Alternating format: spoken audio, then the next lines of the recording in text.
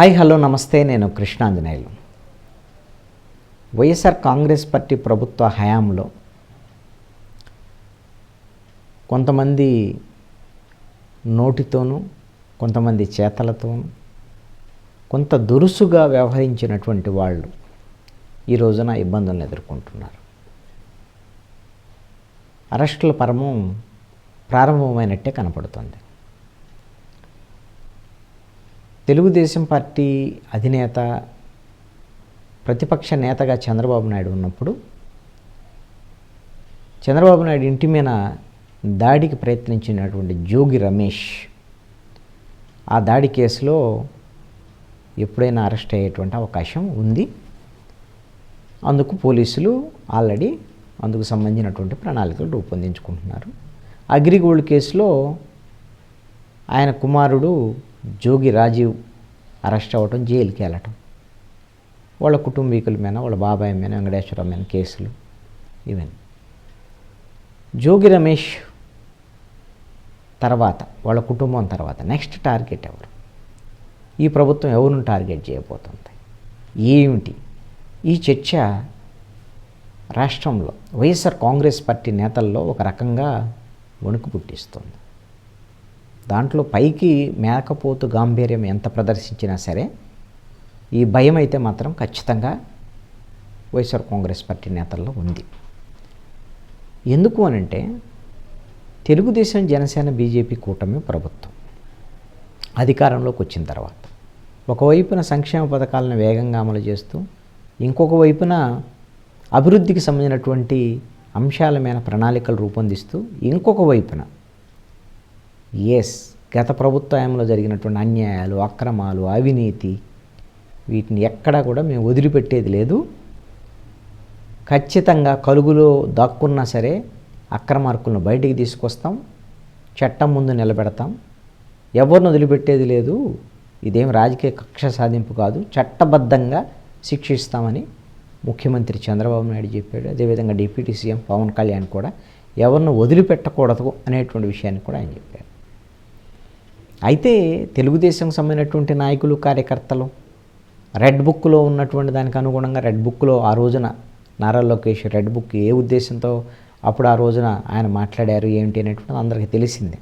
ప్రతిపక్షంలో ఉన్నప్పుడు అధికార పక్షంలో సంబంధించినటువంటి వైఎస్ఆర్ కాంగ్రెస్ పార్టీ దాడులు, వైసీపీ కార్యకర్తల మీద దాడులు, అదేవిధంగా వీళ్ళు బాధితులైనా సరే వీళ్ళ మీదనే పోలీసులు కేసులు నమోదు చేయటము, అధికార పార్టీకి అధికారులు వత్తాసు పలకటం, ఇవన్నీ వాళ్ళని బెదిరించేటువంటి విధంగా రెడ్ బుక్లో మీ పేర్లన్నీ ఉన్నాయి, మేము అధికారంలోకి వస్తాం, మీ సంగతి తేలుస్తామని రెడ్ బుక్లో ఆ రోజున మీ పేర్లన్నీ రాస్తున్నాం అనేటువంటి విధంగా నారా లోకేష్ రెడ్ బుక్ అనేటువంటి విషయాన్ని బయటికి తీసుకొచ్చారు. అదే ఆ రోజున తెలుగుదేశం శ్రేణుల్లో ఆత్మస్థైర్యం నింపడానికి ఖచ్చితంగా పనికొచ్చింది. ఇప్పుడు ఆ రెడ్ బుక్ ఇంప్లిమెంట్ చేస్తున్నారు. రెడ్ బుక్ రాజ్యాంగం నడుస్తుందని వైఎస్ఆర్ కాంగ్రెస్ పార్టీ వాళ్ళు మొదలుపెట్టారు. కక్ష సాధింపు రాజకీయాలు అని కూడా మొదలుపెట్టారు. కానీ ఎక్కడా కూడా మరి హడావుడిగా అరెస్టులు, వ్యవహారం ఇవన్నీ అయితే లేవు అనేటువంటిది మాత్రం కనబడుతుంది. పిన్నెల్లి రామకృష్ణారెడ్డి, మాచర్ల మాజీ ఎమ్మెల్యే, ఎలక్షన్కి సంబంధించినటువంటి ఈవీఎంలు పగలగొట్టినటువంటి కేసు, అప్పుడు దానికి సంబంధించినటువంటి హత్యాయత్నం కేసు, ఆ కేసులో అరెస్ట్ అయ్యాడు. ఆ తర్వాత అరెస్ట్ అయినటువంటి వాళ్ళు అదుగు అరెస్టు, ఇదుగు అరెస్టులు అని అనుకున్నారు. వల్లభనేని వంశీ దొరకకుండా వెళ్ళాడు, కనపడకుండా పోయాడు. కొడాలి నాని మీద కొన్ని కేసులు నమోదైనా అరెస్టు అయితేనే అంటున్నారు, ఇంకా కాలేదు. ఇప్పుడు జోగి రమేష్ అగ్రిగోల్డ్ సంబంధించినటువంటి కేసులో జోగి రమేష్ కొడుకు అరెస్ట్ అయ్యాడు. కానీ నెక్స్ట్ అరెస్టులకు సంబంధించినటువంటి విషయంలో అంటే ప్రభుత్వము హడావుడిగా కాకుండా ఒక పక్కా ప్రణాళికతో, ఖచ్చితమైనటువంటి ఆధారాలతో, పకడ్బందీ వ్యూహంతో వాళ్ళని జైలుకు పంపించేటువంటి ప్రయత్నాలు చేస్తున్నట్టుగా కనపడతాం. ఇప్పుడు జోగి రమేష్ కుటుంబం తర్వాత నెక్స్ట్ ఎవరు అనేటువంటిది ఖచ్చితంగా ఒక చర్చ జరుగుతుంది. ఆంధ్రప్రదేశ్ ప్రభుత్వం ప్రధానమైనటువంటి టార్గెట్ ముఖ్యమంత్రి జగన్మోహన్ రెడ్డి, అది మాజీ ముఖ్యమంత్రిగా ఉంది. వైసీపీ గవర్నమెంట్ ఉన్నప్పుడు ఆయన ముఖ్యమంత్రిగా ఉండి అనేకమైనటువంటి అక్రమాలు చేసినటువంటి నేపథ్యంలో ఆ ప్రభుత్వం మీద ఉన్నటువంటి వ్యతిరేకతతో 151 సీట్లు కానీ మధ్యలో 5 పోయి 11 మిగిలినటువంటి పరిస్థితి. ఇప్పుడు మాజీ ముఖ్యమంత్రిగా ప్రతిపక్ష నేతగా కూడా హోదా లేనటువంటి జగన్మోహన్ రెడ్డి ఖచ్చితంగా ఈ ప్రభుత్వానికి టార్గెట్. ఏ కేసులు జగన్మోహన్ రెడ్డి మీద ఉండొచ్చు అనేటువంటి దాని మీద అంటే ఆల్రెడీ రఘురామకృష్ణరాజుని కస్టోడియల్ టార్చర్ చేశారు అనేటువంటి ఆరోపణల మీద సిఐడికి సంబంధించినటువంటి కేసులు, సిఐడి కస్టడీలో ఆయన కస్టోడియల్ టార్చర్ చేశారనేటువంటి దాని మీద ఆ కేసు మళ్ళీ ఓపెన్ చేశారు ఆయన ఫిర్యాదు మీద. గుంటూరు నగరంపాలెం పోలీసులు కేసు నమోదు చేసినటువంటి పరిస్థితి ఉంది. ఆ కేసులో నిందితుడుగా మొదటి నిందితుడు పివి సునీల్ కుమార్, రెండవ నిందితుడు ఇంటెలిజెన్స్ చీఫ్ పిఎస్ఆర్ ఆంజనేయులు, మూడవ నిందితుడుగా అప్పుడు ముఖ్యమంత్రిగా ఉన్నటువంటి జగన్మోహన్ రెడ్డి, నాలుగో నిందితురాలు జీజీహెచ్ సూపరింటెండెంట్గా ఉన్నటువంటి ప్రభావతి, ఐదవ నిందితుడు సిఐడి అడిషనల్ ఎస్పీ విజయపాల్. ఆయన హైకోర్టును ఆశ్రయించారు. హైకోర్టులో ఆయనకు ముందస్తు బెయిల్ కూడా రాలి అడిషనల్ ఎస్పీకి. కాబట్టి ఈ కేసుల్లో జగన్మోహన్ రెడ్డి అదేవిధంగా మిగతా నిందితులను విచారించవచ్చు, అరెస్ట్ చేయొచ్చు, ఏమైనా జరిగేదానికి అవకాశం ఉంది, ముందస్తు బెయిల్ రాకపోతే. అయితే జగన్మోహన్ రెడ్డి టార్గెట్ ఖచ్చితంగా, నో డౌట్. అయితే రఘురామకృష్ణరాజు కేసులో అరెస్ట్ చేస్తారా?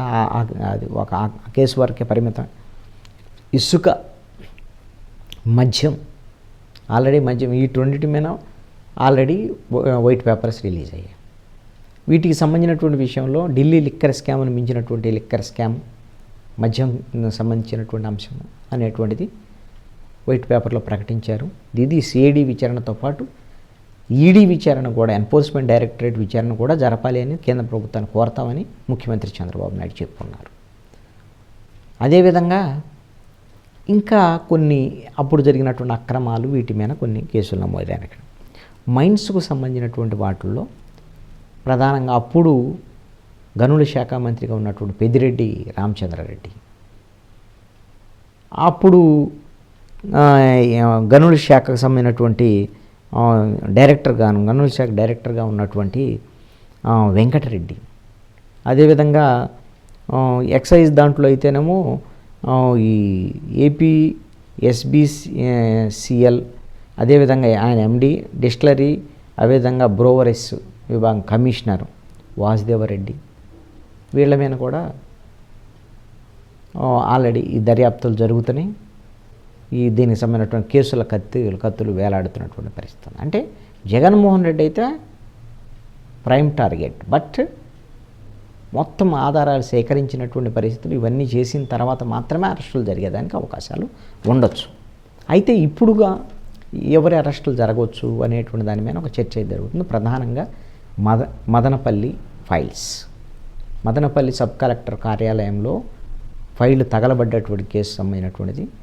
భూములు అక్రమంగా, ప్రభుత్వ భూములు ఆక్రమించారని, కొన్ని అసైన్డ్ భూములను ఆక్రమించారని, కొనుగోలు చేశారని అక్రమంగా, వీటికి సంబంధించినటువంటి విషయంలో మాజీ మంత్రి పెద్దిరెడ్డి రామచంద్రారెడ్డి మీద, వాళ్ళ కుటుంబీకుల మీద, వాళ్ళ అబ్బాయి మిథున్ రెడ్డి ఎంపీ, వాళ్ళ కుటుంబీకులు వీళ్ళ మీద ఈ రోజున కొన్ని వందల ఫిర్యాదులు ప్రభుత్వానికి వచ్చాయి. ఇంకా ఈ కుటుంబం ఇప్పుడు నెక్స్ట్ ప్రైమ్ టార్గెట్గా జగన్మోహన్ రెడ్డి తర్వాత పెద్దిరెడ్డి రామచంద్రారెడ్డి కుటుంబం భూములకు సంబంధించినటువంటి విషయం. ఆ తర్వాత విజయసాయిరెడ్డి, వైవి సుబ్బారెడ్డి, వీళ్ళిద్దరూ కూడా విశాఖపట్నం కేంద్రంగా, విశాఖపట్నం చుట్టూ రాజధాని అక్కడికి వస్తుంది అనేటువంటి అంశం మీద అనేకమైనటువంటి భూములకు సంబంధించినటువంటి కుంభకోణాలు జరిగినాయి అనేటువంటిది ఇప్పుడు ఈ ప్రభుత్వం దానికి సంబంధించినటువంటి వివరాల మొత్తాన్ని సేకరిస్తుంది. ఇటీవల విజయసాయిరెడ్డికి సంబంధించినటువంటి ఏదో కొన్ని వ్యక్తిగతమైనటువంటి అంశాలు, వీటి మీద ఆరోపణలు వచ్చిన నేపథ్యంలో విశాఖపట్నం ప్రాంతంలో ప్రేమ సమాజానికి సంబంధించినటువంటి భూములు ఇవన్నిటిని స్వాహా చేయటం, కొన్ని ప్రైవేటు భూములు, ప్రభుత్వ భూములు కూడా స్వాహా చేసినటువంటి ఇవన్నీ కూడా విజయసాయిరెడ్డి మీద, పెద్దిరెడ్డి మన వైవి సుబ్బారెడ్డి మీద కూడా ఆరోపణలు వస్తున్నటువంటి పరిస్థితి. ఆ టార్గెట్ కూడా వాళ్ళు అయ్యేదానికి అవకాశం ఉండొచ్చు. ఆ తర్వాత సజ్జల రామకృష్ణారెడ్డి ప్రధానంగా ముఖ్యమంత్రి తర్వాత ప్రభుత్వ సలహాదారుగా తెలుగుదేశం పార్టీ రాష్ట్ర కార్యాలయం మీద దాడికి సంబంధించినటువంటి కేసులో కూడా వీళ్ళ ప్రమేయం ఉంది, వీళ్ళ పాత్ర ఉంది, వీళ్ళ ప్రోత్సాహంతోనే జరిగిందని అప్పిరెడ్డి వీళ్ళ మీద కూడా కేసులు నమోదు చేశారు. వాళ్ళ అరెస్టుకు సంబంధించినటువంటి విషయంలో కోర్టులు కొంత అరెస్టులు లేకుండా మరి కోర్టులను ఆశ్రయించి కొంత ఉపశమనం పొందినటువంటి పరిస్థితులు ఉన్నాయి. ఇవి తాత్కాలికమైనటువంటి తప్ప దాని మీద విచారణలు ఎదుర్కొనే దానికి అవకాశాలు ఉండొచ్చు. ఇంకా కొంతమంది అప్పుడు మంత్రులుగా పనిచేసినటువంటి బాలినేని శ్రీనివాసరెడ్డి, ఒంగోలు ప్రకాశం జిల్లాలో భూములకు సంబంధించినటువంటి కుంభకోణాలు ఆరోపణలు, ఇవన్నీ ఇట్లా వన్ బై వన్ అంటే దశల వారీగా అప్పుడు ప్రభుత్వంలో ఉండి అక్రమాలకు పాల్పడ్డటువంటి వాళ్ళ అన్నిటినీ కూడా వెలికి తీసేటువంటి ప్రయత్నాలు ఈ ప్రభుత్వం.